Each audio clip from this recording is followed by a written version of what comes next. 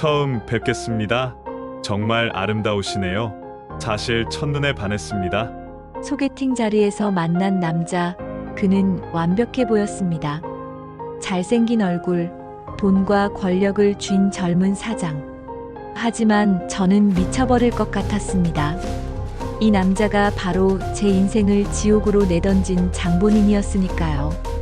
고등학교 시절, 그는 저를 짓밟고 끝내 넘지 말아야 할 선까지 넘었습니다. 그날 이후 제 삶은 무너졌고, 저는 모든 걸 지우기 위해 얼굴까지 바꿔야 했습니다. 그리고 지금 그는 저를 전혀 알아보지 못한 채 사랑에 빠졌다고 말합니다. 하지만 웃으며 청혼하던 그 순간 저는 차갑게 결심했죠. 내가 겪은 그 지옥을 이제 내가 똑같이 느낄 차례라고. 이건 한 여자의 처절한 복수 이야기입니다. 그 전에 무료인 구독과 좋아요를 눌러주세요. 그 한 번의 클릭이 저희에게 큰 힘이 됩니다. 26세 장지우는 서울 강남의 작은 출판사에서 편집 보조로 일하고 있었습니다.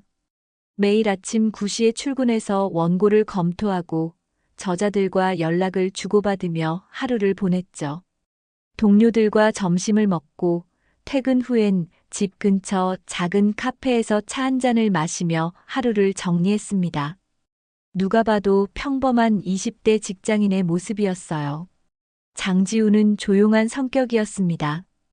회식 자리에서도 먼저 나서지 않았고 동료들의 이야기를 들어주는 편이었죠. 지우 씨는 참 차분하시네요 라는 말을 자주 들었습니다. 장지우는 그럴 때마다 미소를 지으며 제가 원래 이래요라고 대답했어요. 하지만 그 미소 뒤엔 아무도 모르는 깊은 상처가 숨어 있었습니다. 장지우의 원룸은 깔끔하게 정돈되어 있었습니다. 벽에는 몇 장의 풍경 사진이 걸려 있었고 책장에는 소설책들이 빼곡히 꽂혀 있었죠. 하지만 가족 사진은 단 한 장도 없었습니다. 장지우는 일부러 과거와의 연결고리를 모두 끊어버렸거든요. 부모님과도 연락을 끊은 지 오래였어요. 명절이 되면 동료들이 고향에 내려간다는 이야기를 할 때마다 장지우는 저희 부모님은 해외에 계셔서요라고 둘러댔습니다. 사실은 부모님이 국내에 계셨지만 장지우는 만날 수가 없었죠. 만나면 과거를 떠올리게 될 테니까요. 3년 전 장지우는 자신의 얼굴을 완전히 바꿨습니다. 눈매를 부드럽게 고치고 코를 높이고 윤곽선을 다듬었죠. 이름도 바꿨습니다. 원래 이름은 장하은이었어요. 하지만 이제 그 이름을 부르는 사람은 아무도 없었습니다. 주민등록증에도 건강보험증에도 모든 서류에 장지우라는 이름이 적혀 있었죠. 법적으로 새로운 이름을 가진 사람이 된 거예요. 성은 그대로였지만 이름이 바뀌었고 얼굴까지 완전히 달라지니 아무도 알아볼 수 없었습니다. 왜 그랬을까요? 장지우는 과거를 지우고 싶었습니다. 고등학교 시절의 그 끔찍했던 기억들, 자신을 괴롭혔던 사람들, 그리고 무엇보다 자신이 겪었던 그 끔찍한 일들을 완전히 잊고 싶었죠. 성형수술 후 거울을 보면 낯선 얼굴이 보였습니다. 처음엔 적응하기 힘들었어요. 이게 정말 나인가 하는 생각이 들었죠. 하지만 시간이 지나면서 장지우는 이 새로운 얼굴이 주는 자유를 느꼈습니다. 아무도 자신을 알아보지 못한다는 사실이 주는 안도감이 있었어요. 길거리를 걸을 때도 지하철을 탈 때도 더 이상 고개를 숙이지 않아도 됐습니다. 장지우는 매일 밤 잠들기 전 창밖을 바라보며 생각했습니다. 이제 괜찮아. 이제 평범하게 살 수 있어. 하지만 가끔 악몽을 꿨습니다. 고등학교 복도에서 누군가에게 쫓기는 꿈, 교실 한 구석에서 웅크리고 있는 꿈, 그리고 그 일이 일어났던 그날의 꿈. 장지우는 땀을 흘리며 깨어나곤 했죠. 심장이 빠르게 뛰고 숨이 막혔습니다. 괜찮아, 꿈이야. 이제 다 지나간 일이야 라고 스스로를 달래며 다시 잠들려고 애썼어요. 하지만 쉽게 잠들 수 없었습니다. 베개를 끌어안고 눈을 감으면 그때의 기억들이 물밀듯이 밀려왔거든요. 출판사 동료 중 한 명인 박수진은 장지우와 가장 가까운 사람이었습니다.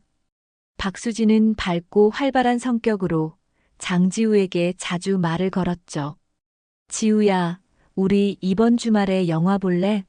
새로 나온 로맨스 영화평이 좋던데.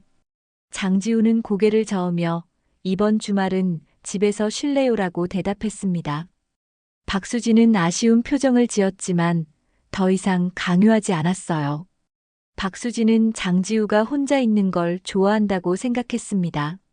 하지만 사실 장지우는 혼자 있고 싶어서가 아니라 사람들과 가까워지는 게 두려웠던 거예요.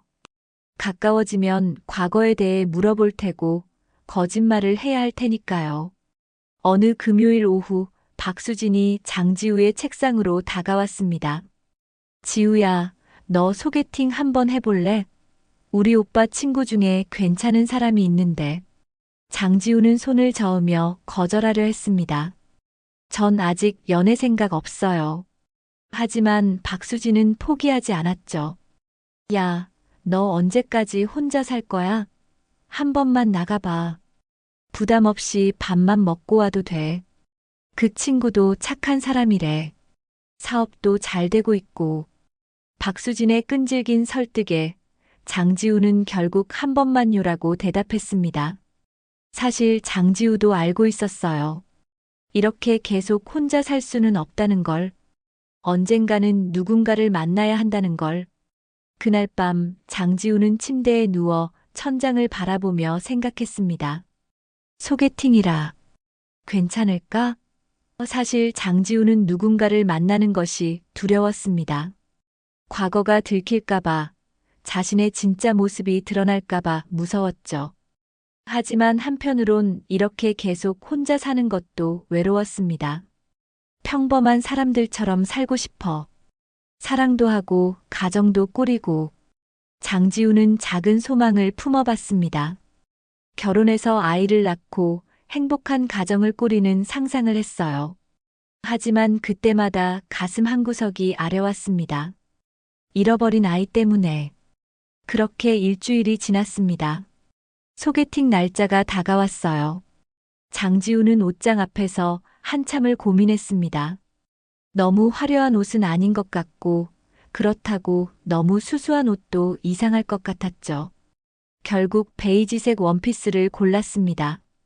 거울 앞에 서서 자신을 바라봤어요. 괜찮아. 이제 나는 장지우야. 과거의 장하은이 아니야. 스스로에게 다짐하며 가볍게 화장을 했습니다. 립스틱을 바르고 머리를 단정히 넘겼죠. 거울 속의 장지우는 평범한 20대 여성이었습니다. 아무도 과거를 알 수 없었어요. 약속 장소는 강남역 근처의 이탈리안 레스토랑이었습니다.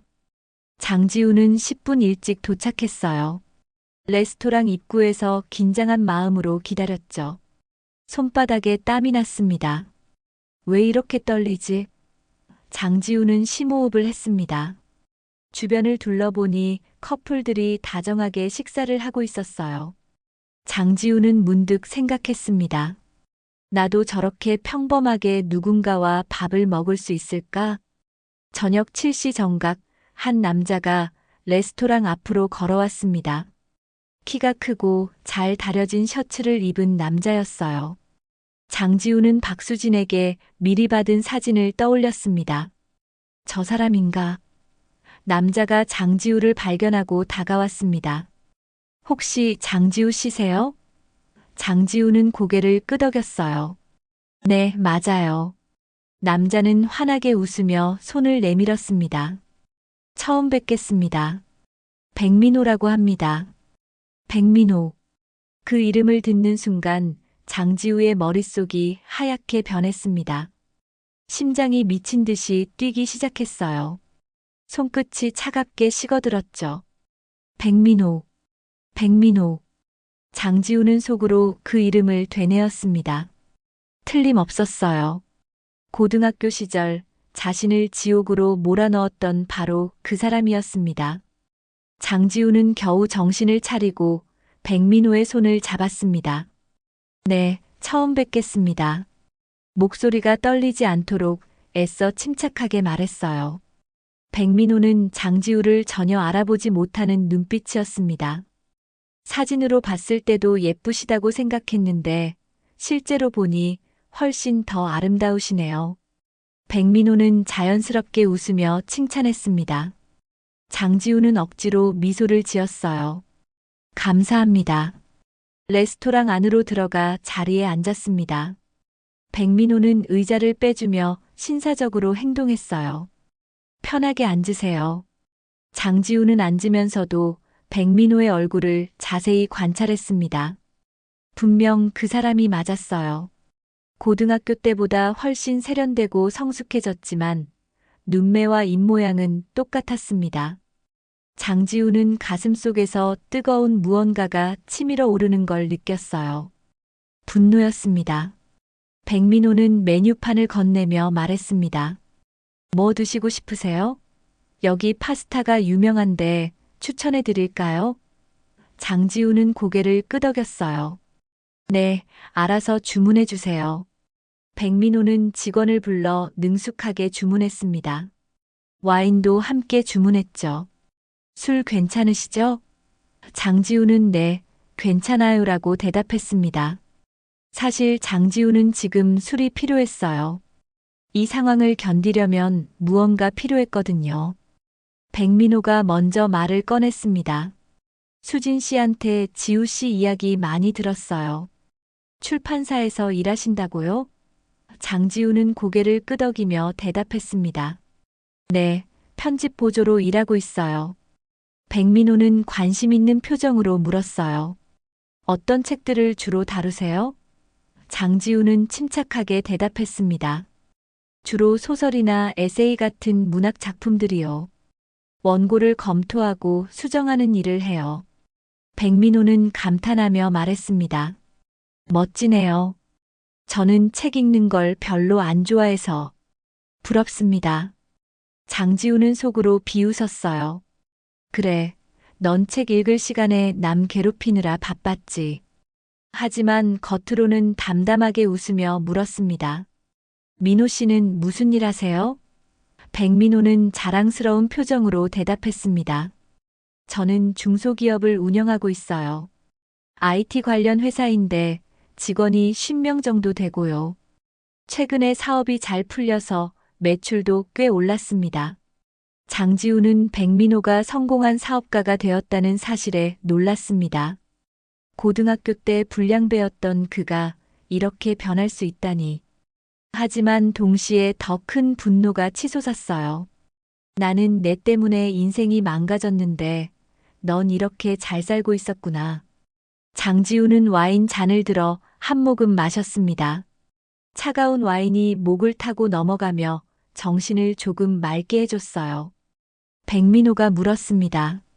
지우 씨는 어디 출신이세요? 장지우는 조심스럽게 대답했습니다. 부산이요. 하지만 서울로 올라온 지 꽤 됐어요. 사실 장지우는 서울 출신이었지만 거짓말을 해야 했어요. 백민호와 같은 동네 출신이라는 걸 들키면 안 됐으니까요. 백민호는 그렇구나. 저는 서울에서 쭉 살았어요 라고 말했습니다. 장지우는 속으로 중얼거렸어요. 알아. 나도 너랑 같은 동네에서 살았으니까. 파스타가 나왔습니다. 백민호는 맛있게 드세요라며 먼저 포크를 들었어요. 장지우도 파스타를 먹기 시작했습니다. 사실 목으로 음식이 잘 넘어가지 않았어요. 백민호와 마주 앉아 있다는 사실 자체가 끔찍했거든요. 하지만 장지우는 최대한 평온한 척했습니다. 백민호가 자신을 알아보지 못한다는 건 확실했어요. 장지우는 생각했습니다. 좋아. 넌 날 모르지. 그럼 이걸 이용할 수 있어. 백민호가 이야기를 이어갔습니다. 저 사실 고등학교 때 좀 방황했어요. 공부도 안 하고 말썽만 피우고 부모님 속도 많이 썩였죠. 백민호는 쓴웃음을 지으며 말했습니다. 장지우는 차가운 눈으로 백민호를 바라봤어요. 방황? 그게 방황이라고 생각하는 거야? 넌 사람들을 괴롭혔어. 나를 지옥으로 만들었어. 하지만 장지우는 아무 말도 하지 않았습니다. 대신 고개를 끄덕이며 듣는 척했어요. 백민호는 계속 말했습니다. 그런데 대학교 들어가면서 정신 차렸어요. 아버지가 사업하시는 걸 보면서 저도 사업을 해보고 싶다는 생각이 들었거든요. 그래서 열심히 공부했고 졸업 후에 회사를 차렸죠. 처음엔 정말 힘들었는데 지금은 어느 정도 자리를 잡았습니다. 백민호는 뿌듯한 표정이었어요. 장지우는 속으로 비웃었습니다. 너는 과거를 반성하는 척하지만 진짜로 반성한 건 아니야. 그냥 성공한 자신이 자랑스러운 거지. 식사가 끝나갈 무렵 백민호가 조심스럽게 물었습니다.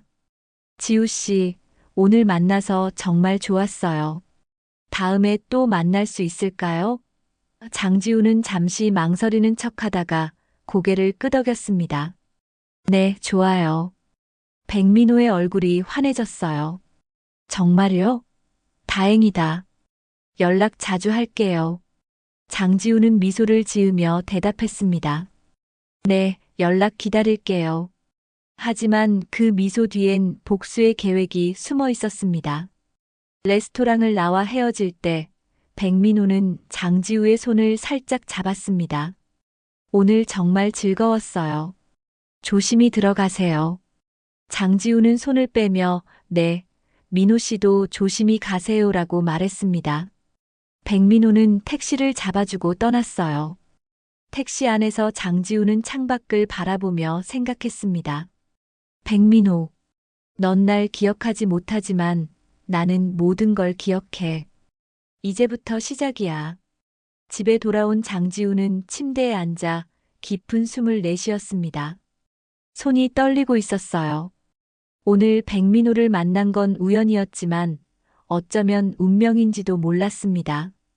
장지우는 서랍에서 오래된 수첩 하나를 꺼냈어요. 거기엔 고등학교 시절의 기록들이 빼곡히 적혀 있었습니다. 백민호가 자신에게 한 일들, 그날의 기억들. 장지우는 수첩을 펼치며 중얼거렸습니다. 이제 내 차례야, 백민호. 소개팅 이후 백민호는 매일같이 연락을 해왔습니다. 아침에 일어나면 좋은 아침이에요라는 메시지가 와 있었고, 퇴근 시간이 되면 오늘 하루 어땠어요? 라는 문자가 도착했죠. 장지우는 적당히 답장을 보냈습니다. 너무 차갑지도 그렇다고 너무 따뜻하지도 않게. 백민호가 자신에게 빠져들도록 적절한 거리를 유지했어요. 일주일 후 백민호가 다시 만나자고 제안했습니다. 지우 씨, 이번 주말에 시간 되세요? 한강공원에서 산책하면서 커피 마실래요? 장지우는 잠시 고민하는 척하다가 좋아요라고 답했습니다. 백민호는 기뻐하며 그럼 토요일 오후 2시에 여의도 한강공원에서 만나요라고 말했어요. 장지우는 네, 그때 봬요라고 답장을 보냈습니다. 토요일이 되었습니다. 장지우는 캐주얼한 원피스를 입고 한강공원으로 향했어요. 백민호는 이미 와서 기다리고 있었습니다. 손에는 커피 2잔을 들고 있었죠. 지우 씨, 여기요. 백민호가 손을 흔들며 환하게 웃었습니다. 장지우는 다가가며 오래 기다렸어요? 라고 물었어요. 백민호는 아니에요. 방금 왔어요. 라며 커피를 건넸습니다. 바닐라 라떼 좋아하신다고 해서 준비했어요. 두 사람은 한강을 따라 천천히 걸었습니다. 가을 햇살이 따스했고 강바람이 기분 좋게 불어왔어요. 주변엔 자전거를 타는 사람들과 돗자리를 펴고 앉은 가족들이 있었죠. 평화로운 풍경이었습니다. 하지만 장지우의 마음속은 전혀 평화롭지 않았어요. 백민호와 걸으면서도 고등학교 시절의 기억들이 계속 떠올랐거든요. 백민호가 말했습니다. 지우 씨, 저 사실 첫눈에 반했어요. 장지우는 놀란 척하며 정말요? 라고 물었습니다. 백민호는 진지한 표정으로 고개를 끄덕였어요. 네, 처음 봤을 때부터 이상하게 끌렸어요. 지우 씨한테는 뭔가 특별한 게 있어요. 다른 사람들과는 달라요. 장지우는 속으로 비웃었습니다. 특별한 게 있다고? 너는 날 전혀 기억하지 못하면서. 하지만 겉으로는 수줍게 웃으며 고마워요라고 말했어요. 백민호는 계속해서 장지우에게 호감을 표현했습니다. 지우 씨랑 있으면 편해요. 왠지 모르게 오래 알고 지낸 사람 같은 느낌이 들어요. 장지우는 차가운 눈으로 백민호를 바라봤습니다. 오래 알고 지낸 사람? 우리는 정말로 오래전부터 알고 지냈어. 넌 기억 못하지만. 장지우는 커피를 한 모금 마시며 생각을 정리했어요. 백민호를 이용하기로 마음먹었습니다. 복수를 위해서. 벤치에 앉아 쉬면서 백민호가 자신의 이야기를 꺼냈습니다. 제가 회사를 운영하면서 가장 힘든 게 뭔지 아세요? 사람 관리예요. 직원들 관리하고 거래처랑 관계 유지하고 쉽지 않아요. 장지우는 관심 있는 척하며 물었습니다. 어떤 점이 특히 힘들어요? 백민호는 한숨을 쉬며 대답했어요. 요즘 큰 프로젝트를 진행 중인데 자금 문제도 있고 인력 관리도 복잡하고 머리가 아파요. 장지우는 이 기회를 놓치지 않았습니다. 제가 도움이 될 수 있을까요? 출판사에서 일하면서 문서 작업이랑 기획 같은 건 좀 해봤거든요. 백민호의 눈이 반짝였어요. 정말요? 그럼 혹시 시간 되실 때 우리 회사에 한번 놀러 오실래요? 구경도 하고 제 일도 좀 보여드리고 싶어요. 장지우는 미소를 지으며 좋아요. 언제든지요라고 대답했습니다. 속으로는 바로 그거야. 내 회사 안으로 들어가는 거라고 생각했죠. 며칠 후 장지우는 백민호의 회사를 방문했습니다. 강남의 오피스 빌딩 10층에 위치한 회사였어요. 사무실은 깔끔하게 정돈되어 있었고 직원들이 분주하게 일하고 있었습니다. 백민호는 자랑스럽게 회사를 소개했어요. 여기가 개발팀이고 저기가 영업팀이에요. 우리 직원들 다들 열심히 일해요. 장지우는 고개를 끄덕이며 주변을 둘러봤습니다. 동시에 회사 구조와 분위기를 파악하기 시작했어요. 백민호의 사무실은 따로 있었습니다. 넓은 책상과 편안한 의자, 그리고 한쪽 벽면에는 상장들이 걸려 있었어요. 백민호는 의자에 앉으며 앉으세요. 지우 씨라고 말했습니다. 장지우는 맞은편 의자에 앉았어요. 백민호가 말했습니다. 지우 씨, 솔직히 말하면 요즘 제가 좀 지쳐 있어요. 회사 일도 복잡하고 믿을 만한 사람도 별로 없고. 그런데 지우 씨를 만나고 나서 마음이 편해졌어요. 장지우는 부드럽게 웃으며 대답했습니다. 그럼 제가 가끔 도와드릴게요. 제가 할 수 있는 일이 있으면 언제든지 말해요. 백민호는 감동한 표정으로 장지우의 손을 잡았습니다. 고마워요, 지우 씨. 정말 고마워요. 장지우는 손을 빼지 않았어요. 대신 백민호를 똑바로 바라보며 생각했습니다. 넌 지금 내 손을 잡고 있지만 사실은 내가 널 잡고 있어. 내 약점을 찾기 위해서. 그날 이후로 장지우와 백민호는 자주 만났습니다. 주말마다 데이트를 했고 평일에도 저녁 식사를 함께 했어요. 백민호는 장지우에게 점점 더 빠져들었습니다. 지우 씨, 저 진짜 지우 씨 없으면 안 될 것 같아요 라고 말할 정도였죠. 장지우는 적절히 화답하며 백민호의 신뢰를 얻어갔습니다. 동시에 백민호의 회사 일에 대해서도 더 많이 알아갔어요. 어느 날 저녁 백민호가 술을 마시며 털어놓았습니다. 지우 씨, 사실 우리 회사가 지금 큰 계약을 따내려고 하고 있어요. 성공하면 매출이 2배로 뛰는데 경쟁이 치열해서 좀 힘들어요. 장지우는 관심 있게 물었습니다. 어떤 계약인데요? 백민호는 조금 망설이다가 말했어요. 정부 프로젝트예요. 하지만 이거 아직 비밀이에요. 아무한테도 말하면 안 돼요.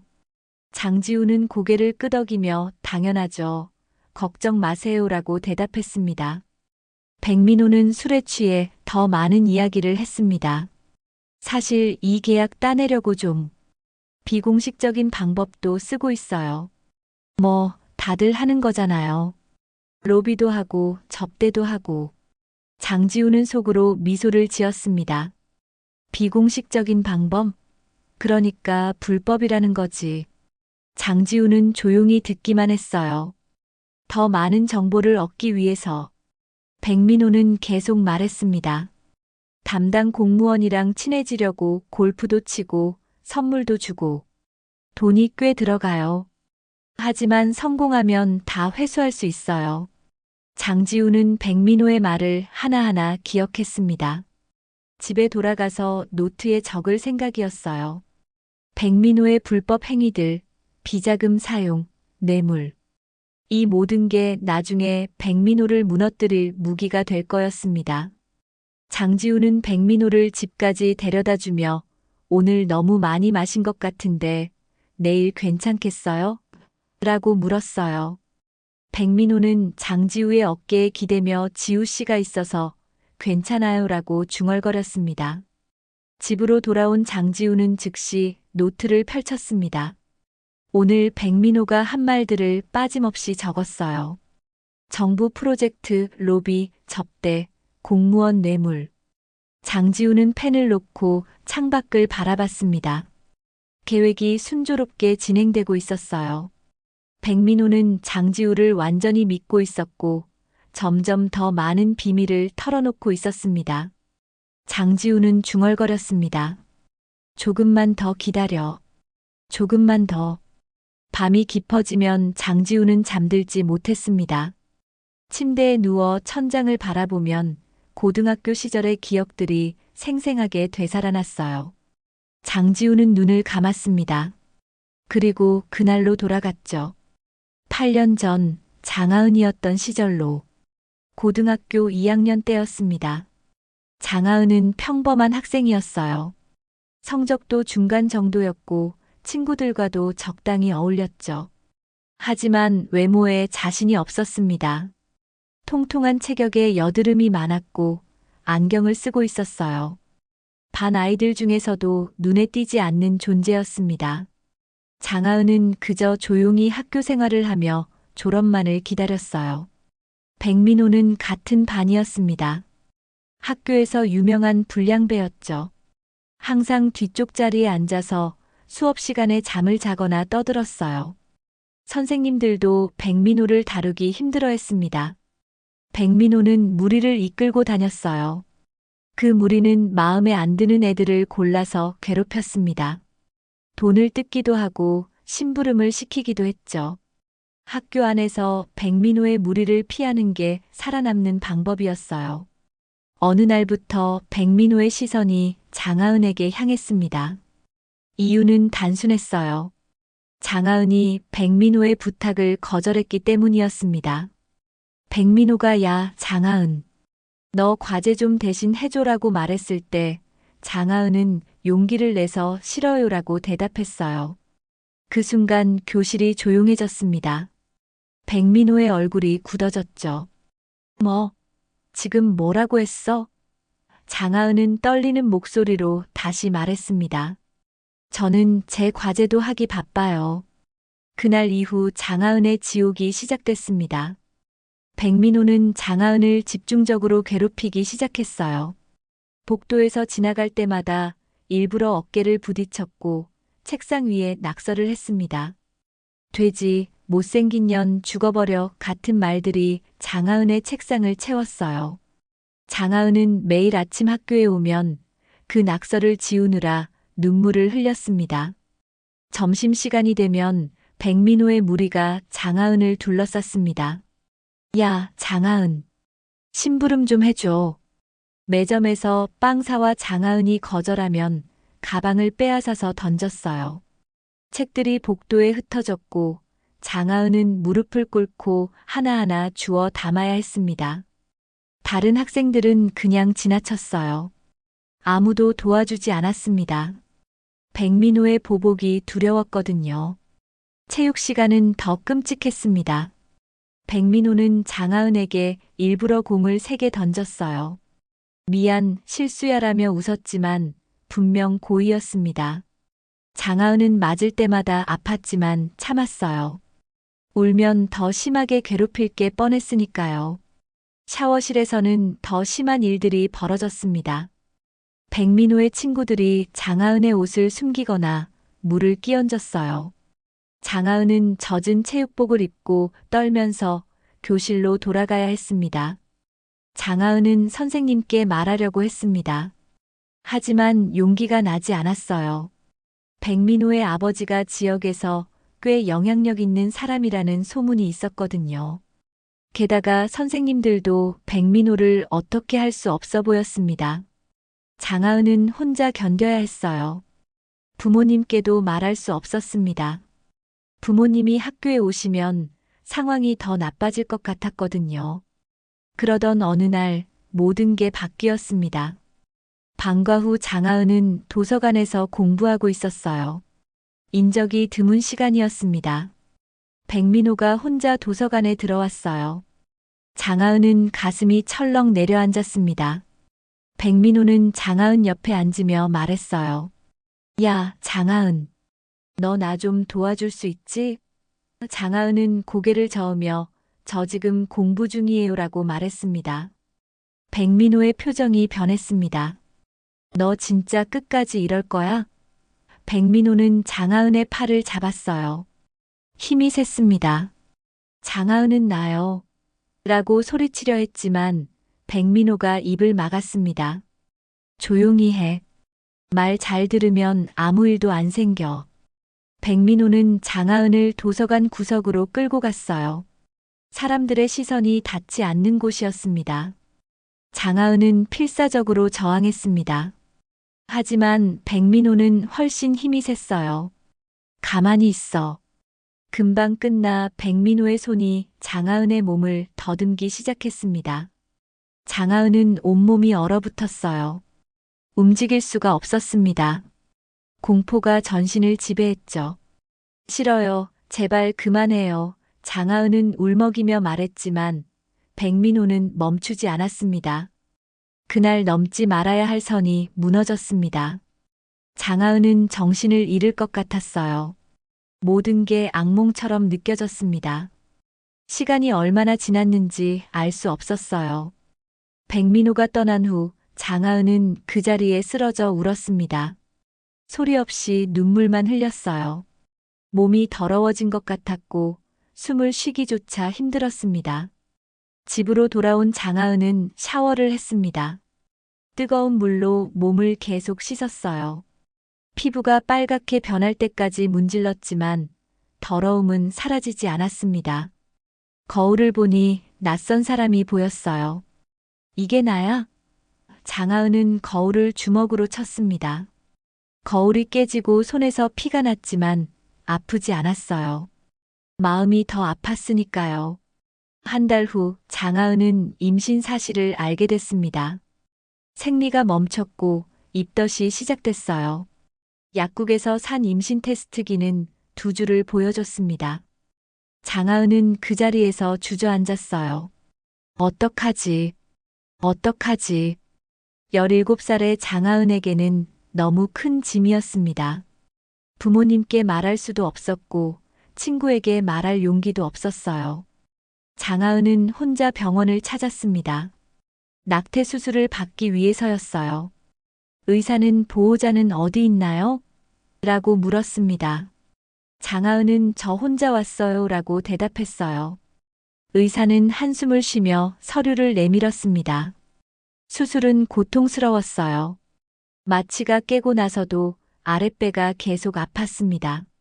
하지만 육체적인 고통보다 마음의 상처가 더 컸어요. 장하은은 수술대 위에서 생각했습니다. 미안해. 정말 미안해. 태어나지 못한 아이에게 끝없이 사과했습니다. 그 후 장하은은 학교를 그만뒀습니다. 더 이상 그 학교에 있을 수 없었어요. 검정고시를 준비하며 집에만 틀어박혀 지냈습니다. 거울을 보는 게 싫었어요. 자신의 얼굴을 볼 때마다 그날의 기억이 떠올랐거든요. 그래서 결심했습니다. 얼굴을 바꾸자고, 이름도 바꾸자고, 완전히 새로운 사람으로 살아가자고.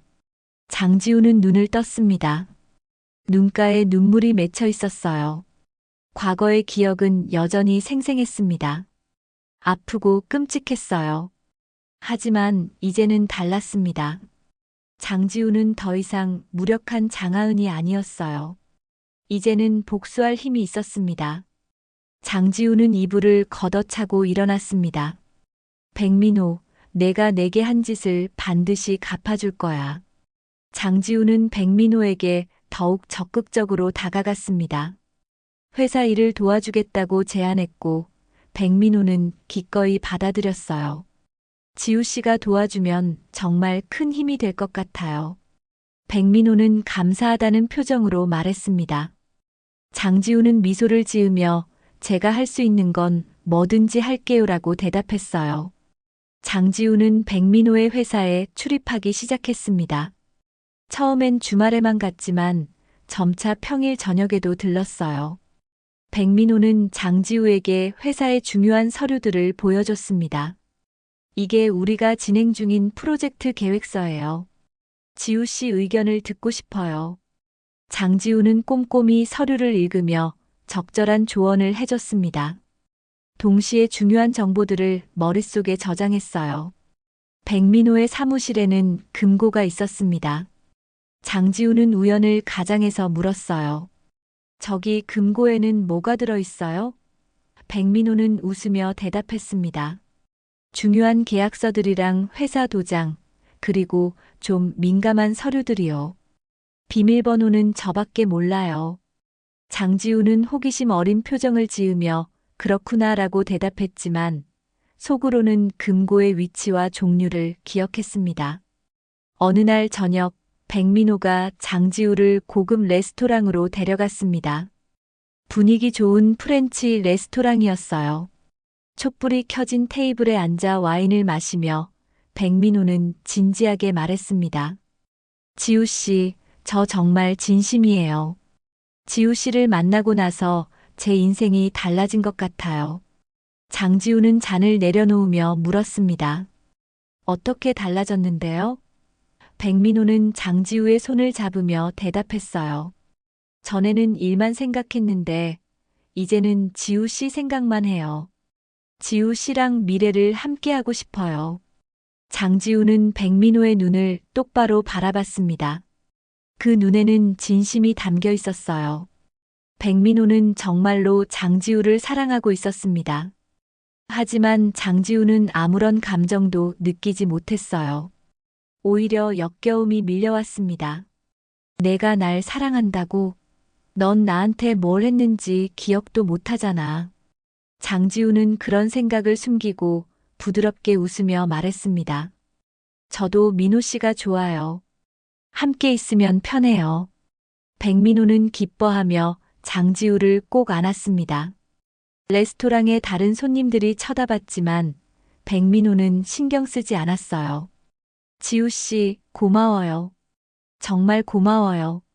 장지우는 백민호의 등을 토닥이며 대답했습니다. 저야말로 고마워요. 속으로는 전혀 다른 생각을 하면서요. 조금만 더 기다려. 내가 내게 모든 걸 줄 때까지. 그 후로 백민호는 장지우에게 더 많은 것들을 보여줬습니다. 회사의 비자금 계좌 정보도 알려줬어요. 지우 씨, 사실 회사 운영하다 보면 공식적으로 처리할 수 없는 돈들이 있어요. 그래서 따로 관리하는 계좌가 있죠. 백민호는 노트북을 켜서 계좌 내역을 보여줬습니다. 장지우는 화면을 자세히 봤어요. 수억 원이 오가는 내역들이 기록되어 있었습니다. 이 돈은 주로 뭐에 쓰이는데요? 장지우가 물었습니다. 백민호는 주저하다가 솔직하게 대답했어요. 접대비요. 공무원들이랑 식사하고 골프 치고 때로는 선물도 주고 그래야 계약을 딸 수 있거든요. 장지우는 고개를 끄덕이며 그렇구나. 다들 그렇게 하나 봐요라고 말했습니다. 백민호는 안도한 표정을 지었어요. 지우 씨는 이해해 주시네요. 다른 사람들한테는 절대 말 못하는 거예요. 장지우는 백민호의 어깨를 토닥이며 당연하죠. 걱정 마세요라고 대답했습니다. 속으로는 이 정보를 어떻게 활용할지 계획하면서요. 장지우는 백민호의 비서 최유진과도 친해졌습니다. 최유진은 30대 초반에 똑 부러지는 여성이었어요. 백민호를 5년째 보좌하고 있었죠. 어느 날 점심시간에 장지우는 최유진과 함께 식사를 했습니다. 유진 씨, 평소에 민호 씨가 어떤 사람이에요? 장지우가 물었어요. 최유진은 잠시 생각하다가 대답했습니다. 사장님요? 일에는 엄격하신데 사람들한테는 잘해주세요. 근데 가끔 좀 무리한 일을 시키실 때가 있어요. 장지우는 관심 있게 물었습니다. 무리한 일이요? 최유진은 주변을 살피고 작은 목소리로 말했어요. 이건 비밀인데 가끔 회사 돈을 개인적으로 쓰시거나 서류를 조작하라고 하실 때가 있어요. 저는 그냥 시키는 대로 하는 거지만 솔직히 좀 불편해요. 장지우는 놀란 척하며 그럴 수가. 근데 괜찮은 거예요? 라고 물었습니다. 최유진은 어깨를 으쓱하며 대답했어요. 제가 뭐라고 할 수 있겠어요. 월급 받고 일하는 거니까요. 장지우는 최유진의 말을 듣고 더 많은 정보를 얻을 수 있겠다고 판단했습니다. 유진 씨, 우리 가끔 이렇게 밥 먹으면서 이야기해요. 회사 일도 궁금하고 유진 씨 이야기도 듣고 싶어요. 최유진은 기뻐하며 그럼 좋죠. 사실 회사에서 털어놓을 사람이 별로 없었거든요라고 대답했습니다. 장지우는 미소를 지었어요. 최유진을 통해 백민호의 불법 행위들을 더 자세히 알아낼 수 있을 거였습니다. 몇 주 후 백민호가 큰 계약을 따냈다는 소식이 들렸습니다. 정부 프로젝트를 수주한 거예요. 백민호는 너무 기뻐서 회사 전체에 회식을 선포했습니다. 오늘은 다들 마음껏 먹고 마셔요. 제가 쏩니다. 직원들은 환호했고 회사 분위기는 들떠 있었어요. 백민호는 장지우를 따로 불러서 말했습니다. 지우 씨, 이게 다 지우 씨 덕분이에요.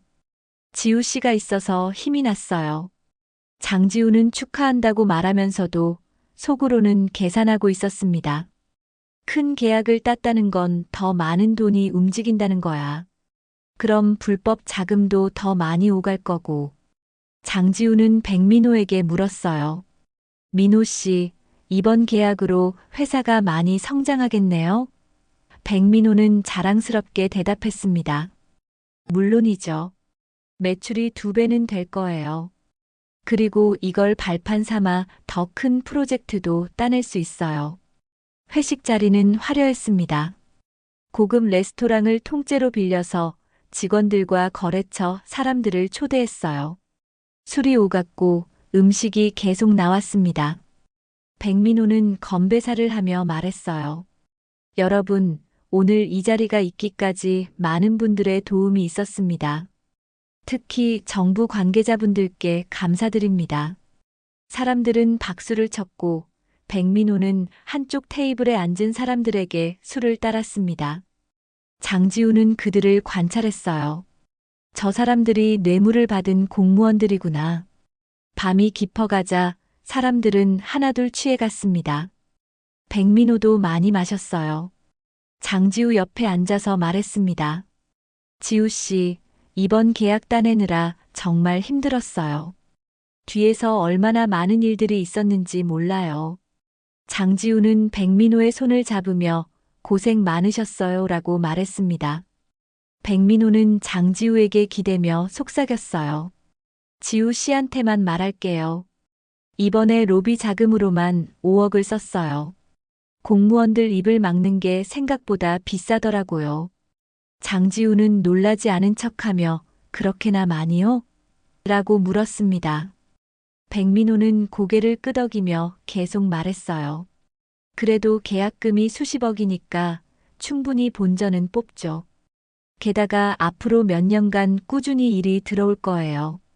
장지우는 백민호를 집까지 데려다주며 생각했습니다. 5억의 로비 자금. 이것만으로도 충분해. 백민호, 내 무덤을 파기 시작했어. 집으로 돌아온 장지우는 즉시 노트북을 켰습니다. 지금까지 모은 정보들을 정리하기 시작했어요.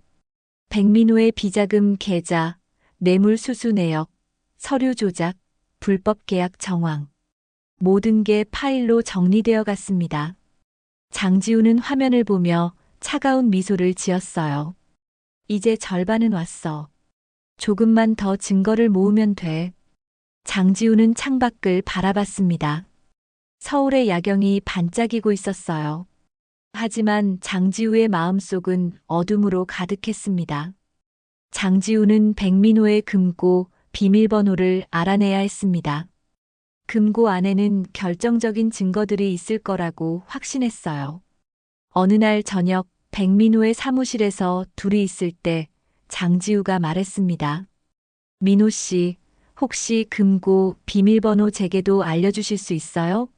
급할 때 도와드리고 싶어서요. 백민호는 잠시 망설였습니다. 하지만 장지우를 믿었기에 결국 말했어요. 428이에요. 제 생일이죠. 근데 이거 아무한테도 말하면 안 돼요. 장지우는 고개를 끄덕이며 당연하죠. 비밀 지킬게요라고 대답했습니다. 백민호는 안심한 표정으로 금고를 열어 보여줬어요. 안에는 두툼한 서류 봉투들과 도장, 그리고 USB 몇 개가 있었습니다. 여기 중요한 계약서들이랑 회계 자료가 다 들어있어요. 특히 이 USB에는 민감한 거래 내역들이 저장되어 있죠. 백민호는 USB 하나를 들어 보이며 말했습니다. 장지우는 기회를 노렸습니다. 며칠 후 백민호가 출장을 간다는 소식을 들었어요. 지우 씨, 제가 이틀 정도 부산 출장을 가야 해요. 거래처 미팅이 있어서요. 백민호는 아쉬운 표정으로 말했습니다. 장지우는 다녀와요. 조심히 다녀오세요라며 배웅했습니다. 속으로는 바로 지금이야라고 생각하면서요. 백민호가 출장을 떠난 날 밤 장지우는 회사로 향했습니다. 경비실을 지나며 저 사장님 여자친구예요. 서류 좀 가져가려고요라고 말했어요. 경비원은 장지우를 몇 번 본 적이 있었기에 의심 없이 통과시켜줬습니다. 장지우는 엘리베이터를 타고 10층으로 올라갔어요. 백민호의 사무실 문을 열고 들어갔습니다. 어둠 속에서 금고가 보였어요. 장지우는 금고 앞에 무릎을 꿇고 앉았습니다. 손이 떨렸어요. 428 비밀번호를 입력했습니다. 딸각, 금고가 열렸어요. 장지우는 숨을 깊이 들이마셨습니다. 금고 안의 서류들을 하나씩 꺼냈어요. 계약서, 영수증, 메모들. 모두 사진으로 찍었습니다. 휴대폰 카메라가 쉴 새 없이 셔터를 눌렀죠. 특히 주목한 건 USB였습니다. 장지우는 노트북을 꺼내서 USB를 꽂았어요. 파일들이 화면에 나타났습니다. 엑셀 파일들이었죠.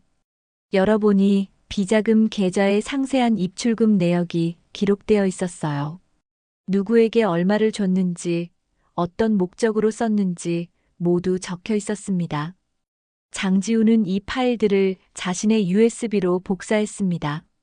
모든 작업을 마치는데 1시간이 걸렸어요. 서류들을 원래대로 정리하고 금고를 닫았습니다. 흔적을 남기지 않으려고 조심했어요. 장지우는 사무실을 나와 경비원에게 손을 흔들며 다녀갈게요라고 말하고 회사를 떠났습니다. 택시를 타고 집으로 가는 동안 가슴이 두근거렸어요. 긴장감과 흥분이 동시에 밀려왔습니다. 드디어 결정적인 증거를 손에 넣었어. 집에 도착한 장지우는 즉시 복사한 파일들을 확인했습니다. 예상대로 백민호의 모든 불법 거래 내역이 담겨 있었어요. 공무원들에게 준 뇌물 목록, 허위로 작성된 계약서들, 탈세를 위한 이중장부까지. 장지우는 화면을 보며 차가운 미소를 지었습니다. 이 정도면 충분해. 백민호, 너는 끝났어. 며칠 후 백민호가 출장에서 돌아왔습니다. 장지우를 만나자마자 꼭 안았어요. 보고 싶었어요, 지우 씨. 장지우는 백민호의 등을 토닥이며 저도요라고 대답했습니다. 백민호는 전혀 눈치채지 못했어요. 자신의 금고가 열렸다는 사실도, 모든 증거가 복사됐다는 사실도. 백민호는 장지우에게 선물을 건넸습니다. 명품 가방이었어요. 지우 씨한테 주려고 부산에서 샀어요. 마음에 드셨으면 좋겠어요. 장지우는 가방을 받으며 고마워요. 정말 예쁘네요 라고 말했습니다. 속으로는 이런 걸로 속죄가 된다고 생각하는 거야? 라고 비웃었지만요. 장지우는 이제 최종 단계를 준비했습니다. 모은 증거들을 어떻게 폭로할지 계획을 세웠어요. 언론사에 직접 제보할지 아니면 검찰에 고발할지 고민했습니다. 결국 둘 다 하기로 결정했어요. 언론을 통해 여론을 만들고 동시에 법적으로도 처벌받게 하려는 거였죠. 하지만 그 전에 마지막 확인이 필요했습니다. 비서 최유진을 다시 만났어요. 점심 식사 자리에서 장지우가 조심스럽게 물었습니다. 유진 씨, 혹시 사장님이 불법적인 일을 시키면 증거를 남겨두세요? 최유진은 놀라며 장지우를 바라봤습니다. 왜 그런 걸 물어보세요? 장지우는 진지하게 대답했어요. 혹시 모르잖아요. 나중에 문제가 생기면 유진 씨도 연루될 수 있으니까요. 최유진은 잠시 망설이다가 고백했습니다. 사실, 저도 불안해서 몇 가지 증거를 따로 보관하고 있어요. 녹음 파일이랑 이메일 같은 거요. 만약 문제가 생기면 제가 시킨 대로 했다는 걸 증명하려고요. 장지우는 고개를 끄덕이며 잘했어요. 자신을 보호하는 게 중요해요라고 말했습니다. 속으로는 완벽해. 내부 증인까지 확보했어라고 생각했죠. 백민호는 장지우에게 프러포즈를 준비하고 있었습니다. 어느 날 저녁 백민호가 말했어요. 지우 씨, 다음 주 토요일에 시간 좀 내주실 수 있어요? 특별한 자리를 준비하고 싶어서요. 장지우는 무슨 자리인데요? 라고 물었습니다. 백민호는 신비롭게 웃으며 그건 비밀이에요. 와보시면 알아요라고 대답했어요. 장지우는 백민호가 프러포즈를 할 거라는 걸 직감했습니다. 완벽한 타이밍이었어요. 백민호가 가장 행복할 때 모든 것을 무너뜨리는 거죠. 장지우는 알겠어요. 기대할게요라고 대답했습니다. 백민호는 기뻐하며 장지우의 손을 잡았어요. 지우 씨, 저 정말 행복해요. 지우 씨 만나서. 장지우는 집으로 돌아와 언론사 목록을 작성했습니다. 주요 일간지, 방송사, 인터넷 매체까지 모든 곳에 동시에 제보할 계획이었어요. 제보 메일을 미리 작성해뒀습니다. 백민호의 비리를 낱낱이 고발하는 내용이었죠. 증거 자료도 첨부했어요. 사진, 녹취록, 회계 자료, USB 파일들까지. 검찰 고발장도 준비했습니다. 변호사와 상담해서 법적으로 완벽하게 작성했어요. 백민호를 횡령, 배임, 뇌물공여 등의 혐의로 고발하는 내용이었습니다.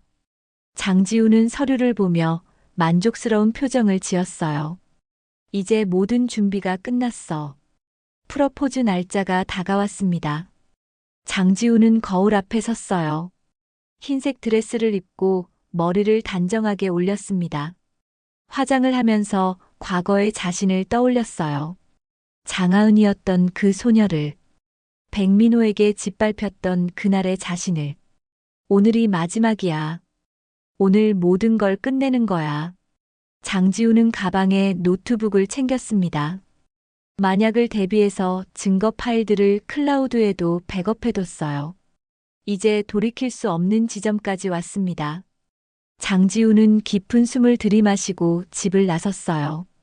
백민호가 예약한 레스토랑으로 향했습니다. 복수의 마지막 막이 오르려 하고 있었어요. 택시 안에서 장지우는 창밖을 바라봤습니다. 서울의 거리가 빠르게 지나갔어요. 마음은 이상하게 차분했습니다. 분노도 두려움도 없었어요. 그저 해야 할 일을 하는 것뿐이었습니다. 장지우는 속으로 중얼거렸어요. 백민호, 내가 내게 준 고통을 이제 돌려줄게. 준비해. 레스토랑은 서울 시내가 내려다 보이는 고층 빌딩 꼭대기에 있었습니다. 통유리창 너머로 도심의 야경이 한눈에 들어왔어요. 장지우가 도착하자 백민호가 환하게 웃으며 다가왔습니다. 지우 씨, 와주셔서 감사해요. 정말 아름다우세요. 백민호는 장지우의 손을 잡고 특별히 준비한 테이블로 안내했어요. 테이블 위에는 장미꽃이 가득했고 촛불이 은은하게 빛나고 있었습니다. 자리에 앉자 웨이터가 샴페인을 따라줬습니다. 백민호는 잔을 들며 말했어요. 지우 씨, 오늘 이 자리를 마련한 건 특별한 이유가 있어요. 장지우는 샴페인을 한 모금 마시며 무슨 이유인데요? 라고 물었습니다. 백민호는 진지한 표정으로 장지우를 바라봤어요. 지우 씨를 만난 게 제 인생 최고의 행운이에요. 지우 씨와 함께하면서 제가 얼마나 행복한지 몰라요. 식사가 시작됐습니다. 전체 요리부터 메인 요리까지 하나하나 정성스럽게 준비된 음식들이었어요. 백민호는 계속해서 장지우에게 애정을 표현했습니다. 지우 씨랑 미래를 함께하고 싶어요. 결혼해서 가정을 꾸리고 아이도 낳고. 장지우는 미소를 지으며 듣고 있었지만 속으로는 시간을 확인하고 있었어요. 오후 8시. 곧 모든 게 시작될 시간이었습니다. 디저트가 나올 즈음 백민호가 자리에서 일어났습니다. 무릎을 꿇고 장지우 앞에 섰어요. 주머니에서 작은 벨벳 상자를 꺼냈습니다. 레스토랑의 다른 손님들이 주목하기 시작했어요. 백민호는 상자를 열며 말했습니다. 장지우 씨, 저와 결혼해 주시겠어요? 평생 지우 씨를 행복하게 해드릴게요. 상자 안에는 반짝이는 다이아몬드 반지가 들어 있었습니다. 장지우는 백민호를 내려다봤습니다. 백민호의 눈에는 진심 어린 사랑이 담겨 있었어요. 하지만 장지우의 마음은 차가웠습니다. 바로 그 순간 장지우의 휴대폰이 진동했어요. 예정된 알람이었습니다. 장지우는 휴대폰을 확인하는 척하며 백민호에게 말했습니다. 민호 씨, 잠깐만요. 급한 연락이 왔나 봐요. 백민호는 당황한 표정으로 일어섰습니다. 지금요? 근데 제 대답은? 장지우는 손을 들어 백민호를 제지했어요. 잠깐만 기다려주세요. 장지우는 자리에서 일어나 창가로 걸어갔습니다. 휴대폰으로 뉴스 사이트에 접속했어요. 메인 화면에 속보가 떴습니다. 중소기업 대표 정부 프로젝트 수주 위해 수억 원대 뇌물공여 의혹. 장지우는 휴대폰 화면을 백민호에게 보여줬습니다. 백민호의 얼굴이 창백하게 변했어요. 이게 뭐예요? 백민호는 휴대폰을 뺐듯이 가져가 기사를 읽기 시작했습니다. 기사에는 백민호의 이름과 회사명이 명시되어 있었어요.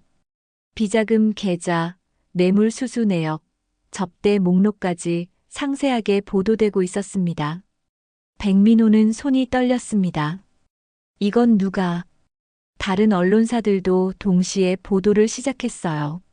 백민호의 휴대폰이 미친 듯이 울리기 시작했습니다. 회사 임원들, 변호사, 거래처 사람들 모두가 확인 전화를 걸어오고 있었어요. 백민호는 휴대폰을 들여다보며 중얼거렸습니다. 이럴 수가. 어떻게 이런 정보가. 레스토랑의 다른 손님들도 뉴스를 보기 시작했습니다. 수군거리는 소리가 들렸어요. 저 사람 아니야? 뉴스에 나온. 백민호는 주변 시선을 의식하며 장지우에게 다가갔습니다. 지우 씨, 제가 설명할게요. 이건 오해예요. 제가. 장지우는 차갑게 백민호를 바라보며 말했습니다. 오해가 아니에요, 백민호 씨. 백민호는 장지우의 차가운 목소리에 움찔했습니다. 지우 씨? 장지우는 한 걸음 물러서며 말했어요. 전부 사실이에요. 5억 원의 로비 자금, 공무원들에게 준 뇌물, 허위 계약서, 탈세를 위한 이중장부. 전부 사실이죠. 백민호의 눈이 커졌습니다. 지우 씨가 어떻게 그걸? 장지우는 냉소를 지으며 대답했어요. 당신이 직접 말해줬잖아요. 저를 믿는다면서요. 백민호는 뒤로 비틀거렸습니다. 의자를 잡고 겨우 중심을 잡았어요. 지우 씨, 대체 왜 이러는 거예요? 저한테 왜 이러는 거예요? 목소리가 떨렸습니다. 장지우는 백민호를 똑바로 바라보며 차갑게 말했습니다. 왜냐고요? 당신이 제게 한 짓을 기억 못 하시나 봐요. 백민호는 혼란스러운 표정으로 고개를 저었습니다. 무슨 소리예요? 저는 지우 씨를 처음 만났잖아요. 소개팅에서. 장지우는 비웃으며 말했어요. 처음? 아니에요. 우리는 이미 오래전에 만났어요. 8년 전에요. 백민호는 장지우를 자세히 쳐다봤습니다. 뭔가 떠오르려 하는 듯한 표정이었어요. 장지우는 계속 말했습니다. 고등학교 때요.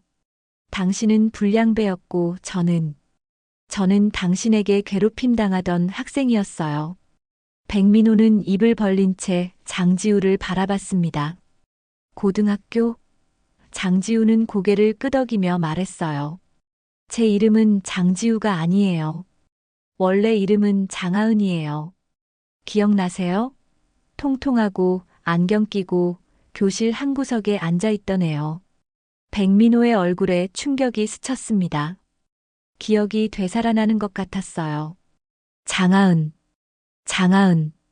장지우는 냉정하게 말을 이었습니다. 도서관에서 절 폭행했던 거 기억나요? 아니면 그것도 잊어버렸나요? 너무 많은 애들을 괴롭혀서 기억도 안 나는 거예요? 백민호는 창백한 얼굴로 뒤로 물러섰습니다. 그건. 장지우의 목소리는 차갑게 가라앉았습니다. 당신 때문에 제 인생이 망가졌어요. 원치 않는 임신을 했고 혼자 아이를 지워야 했어요. 학교도 그만뒀고 얼굴까지 바꿔야 했죠. 이 모든 게 당신 때문이에요. 백민호는 무릎이 꺾이며 바닥에 주저앉았습니다. 손으로 얼굴을 감싸며 중얼거렸어요. 미안해요. 정말 미안해요. 장지우는 백민호를 내려다보며 말했습니다. 미안하다고요? 그 말로 모든 게 해결된다고 생각해요? 당신은 제 인생을 파괴했어요. 그리고 아무렇지도 않게 성공한 사업가가 되어 잘 살고 있었죠. 저는 그게 용서가 안 됐어요. 백민호는 고개를 들어 장지우를 바라봤습니다. 눈에 눈물이 고여 있었어요. 그때 레스토랑 입구로 경찰들이 들어왔습니다. 백민호 씨 횡령과 뇌물 공여 혐의로 조사받으셔야 합니다. 경찰이 백민호에게 다가가며 말했어요. 백민호는 장지우를 바라보며 절규했습니다. 지우 씨, 제발, 제가 잘못했어요. 제발 용서해 주세요. 하지만 장지우는 고개를 돌렸습니다. 경찰이 백민호에게 수갑을 채웠습니다. 레스토랑 안의 사람들이 모두 지켜보고 있었어요. 백민호는 끌려가면서도 장지우를 불렀습니다. 지우 씨, 장하은, 미안해요. 정말 미안해요. 하지만 장지우는 창밖을 바라보며 서 있을 뿐이었습니다. 백민호가 완전히 끌려나갈 때까지 레스토랑이 조용해졌습니다. 사람들의 수군거림도 멈췄어요. 장지우는 테이블로 돌아가 샴페인을 마셨습니다. 손은 전혀 떨리지 않았어요. 마음속에서 무언가가 풀리는 느낌이었습니다. 8년 동안 짊어지고 살았던 무게가 조금씩 가벼워지는 것 같았어요. 웨이터가 조심스럽게 다가와 물었습니다. 손님, 괜찮으세요? 장지우는 고개를 끄덕이며 대답했어요. 네, 괜찮아요. 이제 괜찮아요. 장지우는 계산을 하고 레스토랑을 나왔습니다. 밖으로 나오니 시원한 밤바람이 불었어요. 서울의 야경이 여전히 반짝이고 있었습니다. 장지우는 걸으면서 생각했습니다. 복수는 끝났어요. 백민호는 법적 처벌을 받을 것이고 사회적으로도 매장될 거예요. 회사는 무너질 테고 쌓아 올린 모든 것이 무너질 거예요. 장지우가 원했던 바로 그 모습이었습니다. 하지만 이상하게도 속이 시원하지는 않았어요. 복수를 했지만 잃어버린 과거는 돌아오지 않았으니까요. 장지우는 한강 다리 위에 섰습니다. 어두운 강물이 조용히 흐르고 있었어요. 장지우는 가방에서 오래된 수첩을 꺼냈습니다. 고등학교 시절의 기록이 담긴 수첩. 장지우는 수첩을 강물에 던졌어요. 수첩이 물속으로 사라지는 걸 지켜봤습니다. 이제 진짜 끝이야. 다음 날 아침 모든 언론이 백민호의 비리를 대서특필했습니다. TV 뉴스에서도 메인으로 다뤘어요. IT 중소기업 대표 백민호 씨, 정부 프로젝트 수주 과정에서 총 5억 원의 뇌물 제공한 혐의로 구속 앵커의 목소리가 차분하게 사건을 전했습니다. 백민호의 회사는 하루아침에 무너졌어요. 주요 거래처들이 계약을 취소했고 직원들은 불안에 떨었습니다. 장지우는 출판사에 출근했습니다. 동료들이 뉴스를 보고 있었어요. 이거 봤어? 백민호 대표 완전 큰일 났네. 박수진이 뉴스를 가리키며 말했습니다. 장지우는 조용히 자리에 앉았어요. 박수진이 다가와 걱정스럽게 물었습니다. 지우야, 너 그 사람이랑 소개팅 했었잖아. 괜찮아?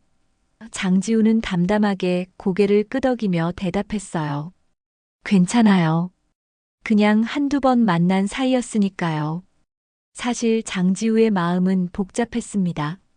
복수는 성공했지만 예상과는 다른 감정이 밀려왔어요. 후련함보다는 공허함이 컸습니다. 8년 동안 복수만을 생각하며 살아왔는데 이제 그 목표가 사라지니 허전했어요. 장지우는 책상에 앉아 멍하니 컴퓨터 화면을 바라봤습니다. 원고를 검토해야 하는데 집중이 안 됐어요. 며칠 후 백민호의 재판 소식이 들렸습니다. 검찰은 백민호를 횡령, 배임, 뇌물공여 등 여러 혐의로 기소했어요. 언론은 계속해서 추가 비리를 파헤쳤습니다. 백민호가 세금을 탈루한 정황, 회사 자금을 개인적으로 유용한 증거들이 속속 드러났죠. 백민호는 구치소에 수감되어 재판을 기다리고 있었습니다. 장지우는 어느 날 백민호에게서 편지를 받았습니다. 구치소에서 보낸 편지였어요. 장지우는 편지를 한참 동안 뜯지 못하고 바라봤습니다. 열어볼까 말까 고민했어요. 결국 편지를 뜯었습니다. 백민호의 글씨는 떨려 있었어요. 지우 씨, 아니 하은 씨. 이렇게 편지를 쓸 자격이 있는지 모르겠습니다. 하지만 꼭 전하고 싶은 말이 있어서 펜을 들었습니다. 정말 미안합니다. 고등학교 때 제가 한 행동들을 변명할 생각은 없어요. 저는 정말 끔찍한 일을 저질렀습니다. 당신의 인생을 파괴했어요. 아무리 사과해도 용서받을 수 없다는 걸 압니다. 편지는 계속 이어졌습니다. 저는 그때 제가 얼마나 나쁜 짓을 하고 있는지 몰랐어요. 아니, 알면서도 무시했습니다. 그저 재미로 힘을 과시하기 위해 남을 괴롭혔어요. 당신이 얼마나 고통스러웠을지 생각해 본 적이 없었습니다. 제 잘못입니다. 전부 제 잘못입니다. 백민호의 편지는 더욱 절절해졌습니다. 당신을 다시 만났을 때 저는 정말로 사랑에 빠졌어요. 그게 얼마나 아이러니한지 압니다. 제가 파괴했던 사람을 사랑하게 됐으니까요. 하지만 진심이었어요. 당신과 함께하면서 제가 얼마나 행복했는지 몰라요. 물론 그게 당신의 계획이었다는 것도 이제는 알아요. 당신이 복수하려고 다가온 거였죠. 편지의 마지막 부분이었습니다. 저는 당신의 복수를 받아들입니다. 제가 마땅히 받아야 할 대가니까요. 감옥에 가든 모든 걸 잃든 상관없어요. 다만 한 가지만 알아주세요. 제가 당신을 사랑했던 건 진심이었습니다. 그리고 제가 저질렀던 일들을 진심으로 후회하고 있어요. 하은 씨, 부디 행복하게 사세요. 그게 제가 바랄 수 있는 전부입니다. 마이너스 백민호. 장지우는 편지를 내려놓았습니다. 눈물이 날 것 같았지만 나오지 않았어요. 백민호의 사과가 진심인지 아닌지는 중요하지 않았습니다. 이미 모든 게 끝났으니까요. 장지우는 편지를 찢어서 쓰레기통에 버렸습니다. 과거와 완전히 결별하기 위해서요. 몇 달 후 백민호의 1심 판결이 나왔습니다. 징역 5년, 벌금 10억 원. 법정은 백민호의 범죄를 엄정하게 처벌했어요. 백민호는 판결을 듣고 고개를 숙였습니다. 항소하지 않았어요. 모든 걸 받아들이기로 한 것 같았습니다. 언론은 이 사건을 비리 척결의 상징으로 보도했죠. 장지우는 판결 소식을 뉴스로 접했습니다. 출판사 사무실에서 동료들과 함께 뉴스를 봤어요. 징역 5년이면 꽤 센데? 동료 하나가 말했습니다. 장지우는 아무 말도 하지 않았어요. 그저 화면 속 백민호를 바라볼 뿐이었습니다. 백민호는 많이 야위어 있었어요. 한때 자신감 넘치던 모습은 온데간데 없었습니다. 박수진이 장지우에게 물었습니다. 지우야, 너 괜찮아? 그래도 알고 지내던 사람인데. 장지우는 고개를 끄덕이며 대답했어요. 괜찮아요. 저는 상관없어요. 박수진은 장지우의 어깨를 토닥이며 힘내라고 말했습니다. 장지우는 미소를 지었어요. 동료들은 장지우가 그저 소개팅 상대였던 사람이 사건에 연루돼서 놀랐을 거라고만 생각했습니다. 시간이 흘렀습니다. 계절이 바뀌었어요. 가을이 지나고 겨울이 왔습니다. 장지우는 여전히 출판사에서 일했어요. 일상은 평범했습니다. 출근하고 원고를 검토하고 동료들과 점심을 먹고 퇴근했죠. 하지만 장지우의 마음속엔 여전히 무언가가 남아 있었습니다. 어느 추운 겨울날 장지우는 상담센터를 찾았습니다. 심리 상담을 받기로 결심한 거예요. 상담사는 중년의 따뜻한 여성이었습니다. 무엇을 도와드릴까요? 상담사가 부드럽게 물었어요. 장지우는 한참을 망설이다가 입을 열었습니다. 저 복수를 했어요. 저를 괴롭혔던 사람에게요. 장지우는 모든 이야기를 털어놨습니다. 고등학교 시절의 괴롭힘, 그날의 폭행, 원치 않는 임신과 낙태, 그리고 복수 계획까지. 상담사는 조용히 들어주었어요. 판단하지 않고 그저 장지우의 이야기를 받아들였습니다. 장지우는 처음으로 누군가에게 진실을 말했어요. 눈물이 났습니다. 그동안 참았던 눈물이 쏟아졌어요. 상담사는 장지우에게 휴지를 건네며 말했습니다. 많이 힘드셨겠어요. 정말 많이 아프셨을 거예요. 장지우는 고개를 끄덕이며 울었습니다. 복수를 했는데 왜 마음이 편하지 않을까요? 상담사는 잠시 생각하다가 대답했어요.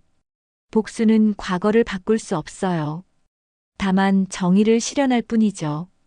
하지만 당신의 상처는 여전히 남아 있어요. 이제는 그 상처를 치유할 시간이에요. 장지우는 정기적으로 상담을 받기 시작했습니다.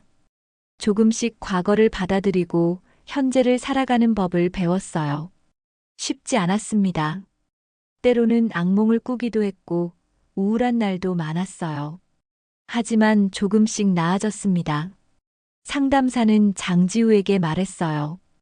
당신은 생존자예요. 피해자가 아니라 생존자입니다. 당신은 살아남았어요. 봄이 왔습니다. 장지우는 한강공원을 걸었어요. 벚꽃이 만개했습니다. 사람들이 돗자리를 펴고 앉아 꽃 구경을 하고 있었어요. 장지우는 벤치에 앉아 강물을 바라봤습니다. 복수는 끝났어요. 백민호는 감옥에 있고 모든 게 마무리됐습니다. 하지만 장지우의 인생은 계속됐어요. 장지우는 문득 생각했습니다. 이제 뭘 하며 살아가지? 8년 동안 복수만을 생각하며 살았는데 이제 그 목표가 없어졌어요. 하지만 동시에 자유로웠습니다. 이제는 자신을 위해 살 수 있었어요. 장지우는 결심했습니다. 진짜 장지우로 살아가기로. 과거의 장하은도 복수에 사로잡혔던 장지우도 아닌 새로운 장지우로요. 장지우는 자리에서 일어났습니다. 벚꽃잎이 바람에 날려 떨어지고 있었어요. 장지우는 떨어지는 꽃잎을 바라보며 중얼거렸습니다. 아이야, 이제 엄마는 괜찮아. 내 억울함을 갚았어. 그리고 이제 엄마도 살아갈게. 너를 잊지 않으면서도 앞으로 나아갈게. 장지우는 하늘을 올려다봤습니다. 맑은 봄 하늘이었어요. 장지우는 걸음을 옮겼습니다. 한 걸음 한 걸음 앞으로 나아갔어요. 과거는 여전히 아팠습니다. 상처는 쉽게 사라지지 않았어요. 하지만 장지우는 알았습니다. 상처를 안고도 살아갈 수 있다는 걸, 복수가 끝이 아니라 새로운 시작일 수 있다는 걸. 저녁이 되어 집으로 돌아온 장지우는 거울 앞에 섰습니다. 거울 속 자신을 바라봤어요. 성형으로 바뀐 얼굴이지만 이제는 낯설지 않았습니다. 이 얼굴도 자신이었어요. 장지우는 거울 속 자신에게 말했습니다. 수고했어. 정말 수고 많았어. 그리고 처음으로 진심 어린 미소를 지었습니다. 장지우는 창문을 열었습니다. 시원한 봄바람이 방 안으로 들어왔어요. 서울의 야경이 반짝이고 있었습니다. 장지우는 깊은 숨을 들이마셨어요. 공기가 달콤했습니다. 복수는 끝났지만 인생은 계속됐어요. 그리고 장지우는 이제 그 사실을 받아들일 준비가 되어 있었습니다. 새로운 내일을 향해 걸어갈 준비가요.